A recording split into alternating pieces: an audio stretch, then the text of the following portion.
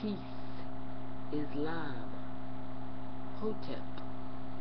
My name is Aset Mayat Ejube. This is a Culture and Refinement Inc. series entitled The 7 Units. First, I'd like to open up by saying, or asking the question, what is culture and refinement? Culture, to me, signifies a way of life, a tradition, a handing down of some type of asset or spiritual knowledge. Most important in this day and time, spiritual knowledge.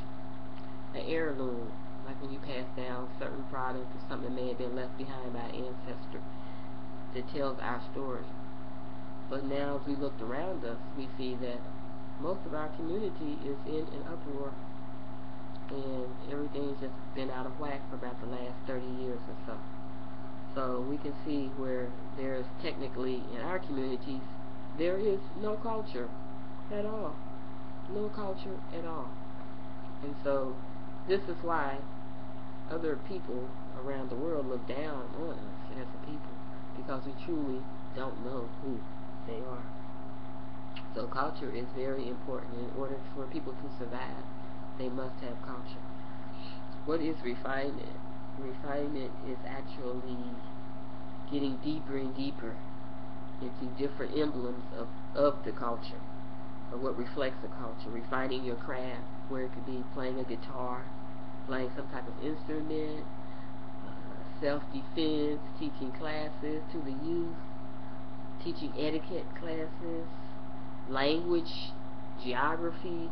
All of these things ties us back to our ancestors, which reflect who our ancestors are and who they were. We see that when we look at all the different things that they found, and they signify that we were already here. So that's when we hear in the lessons, why didn't they didn't even know they were already here. I mean, that's what some of the lessons saying, that our people still don't know who they are. And it's up to the person if they want this knowledge. But they have to be at the point where they're tired, sick and tired of being sick and tired. But they truly want to know who they truly are, so they can hand down who they really were as gods and goddesses. So people don't know who they are, don't even know what culture is, and can never have any refinement. So culture and refinement must be something that people must want to share, to seek the true knowledge of who they are as a people. So that's what cultural refinement is to me. Now the 7 units, there are 7 units, and I was first introduced to these 7 units while a student of the Honorable Mr. Farrakhan under the teachings of Elijah Muhammad. And when I studied these 7 units, it brought me back to my past, watching my parents and how they exemplified these 7 units in so many ways, especially my mother and my father, how they dealt with each other, and back in the day, as they say. And a lot of families don't have that, because the units, most of our people have been split up, and they don't even know where they're coming or going. So 7 units are very important, especially for women. Elijah Muhammad said 75% of the teachings is for the woman. So this is truly the truth, because a lot of this has to do with the woman, because the woman don't know who she truly is. Even if she has all these degrees and all, she still don't know who she is. And a part of these different cults and things where you still are being held down until you truly know who you really are, and will speak on it. So we thank the Most High for our Moorish ancestry, because this is who we find we trace back to. We were on this land. Most of us are not even born as slaves. So if we ever hear of someone in our family telling us that we have Indians in our family, you can actually trace your history because of that. And I was able to do that once I woke up to my true identity as a Moorish or Moabitess. So I want to thank the Most High as well for the teachings of the Noble Jurali, and thank my ancestors who showed me the way, passing down our history through us as a child. So that's where we must take the pages down, the piece of who we truly are as a people, because this is real truth. So that is to me what culture and refinement is. So we have to really, only we can really get ourselves together as a people. We can't wait for anyone else to do it. It has to be done by ourselves. But our people must be willing to take the knowledge. We have no time to play around with this. Time is of the essence, as we say. So the 7 units, we'll start with those. 7 units are 1, how to sew, 2, how to clean, 3, how to cook. So let's start over. 7 units once again is how to sew, number 1, 2, how to cook, 3, how to clean, 4, how to take care of your children, 5, how to take care of your husband, your consort. And in this I also include self. And also number 6 would be at home, how you act at home, and number 7 would be how to act at home and abroad. Abroad would be number 7. How to act at home is 6, and then 7 would be how to act at home and abroad. So there we have the 7 units. Now let's go back to the 7 units, and out of each one I'll give a short synopsis, but I'll be coming back on a weekly basis to expound more on each of these 7 lessons. So it's so much to it, it could take over a month's time there to get it in. So it'll be a series of teachings that I'll be doing on this, or lessons as we say. So how to sew could be reflected in how to put together a pattern. To put together a pattern, it takes a lot of patience, takes a lot of sensitivity, a lot of focusing on what you really want to do and what you want to make. Now we see corporate America, they have a lot of designers and they're making a lot of money in the fashion industry doing this. So they're really telling the woman how to dress. But once you learn how to sew, you can come with your own style and what you want to do, how you want to wear your clothes. So sewing is very important, and you can make different things, just small simple things like dressing up a table, making placemats, how to make a skirt, a nice skirt, and then a blouse or hat or a nice vest.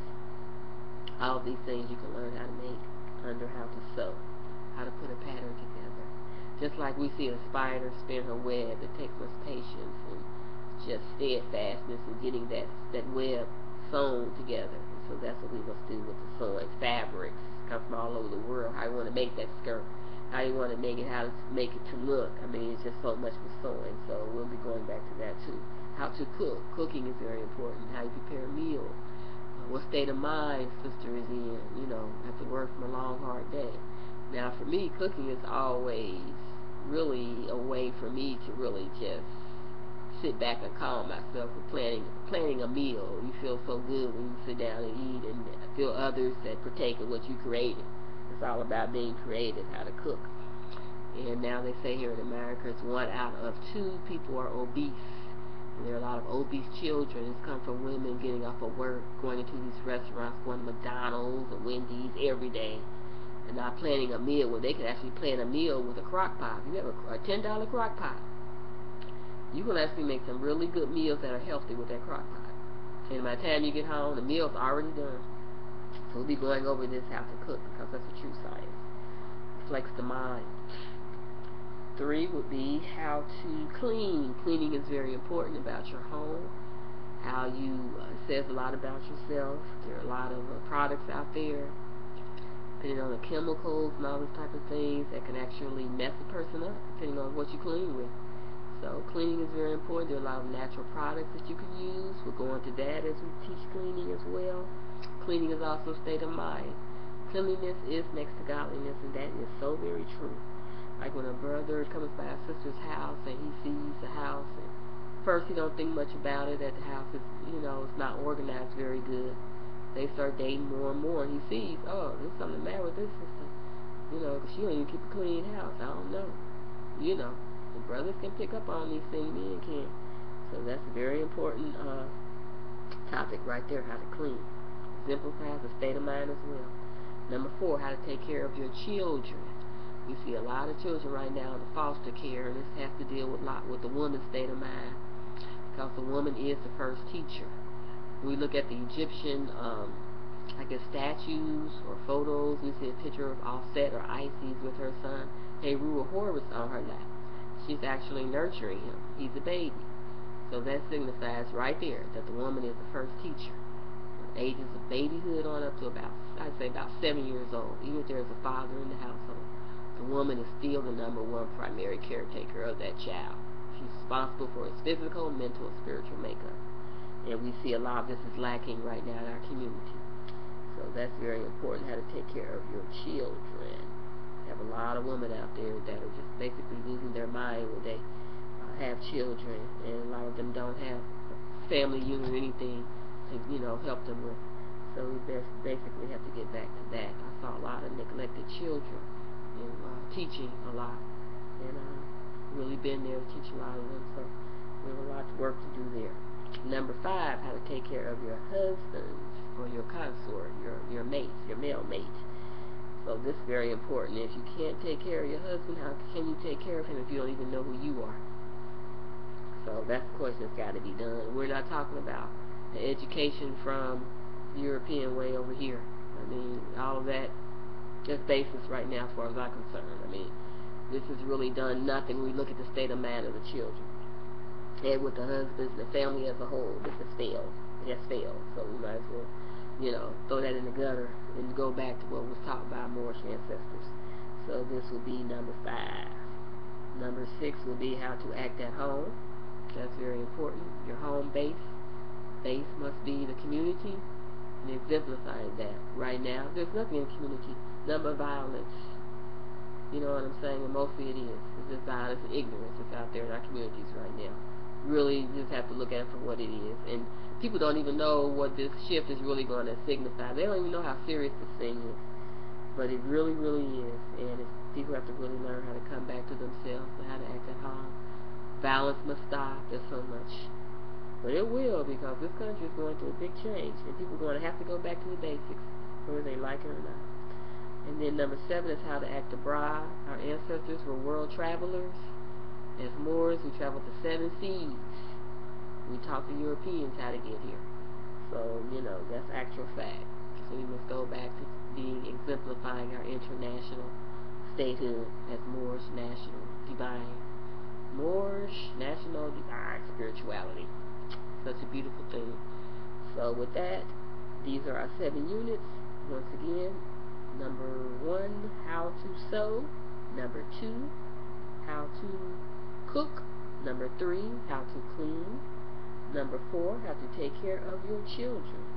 Number 5, how to take care of your husband, and that includes self or your consort. And also how to act at home will be number 6, and 7, how to act abroad. So these are the 7 units. We're going to be dealing more in that on an individual day-by-day basis, weekly basis. And there's a lot to be entailed into that alone.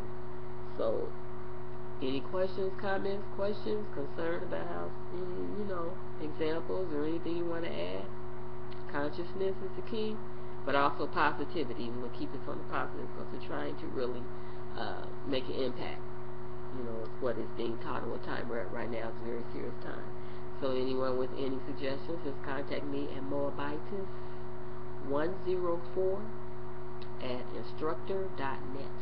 Once again, moabitis104@instructor, INSTRUCTOR.net. Any suggestions, I'll be happy to accept. So I will close this out and leave you as I first started, in closing, with peace, Imhotep, Islam. Have a blessed day.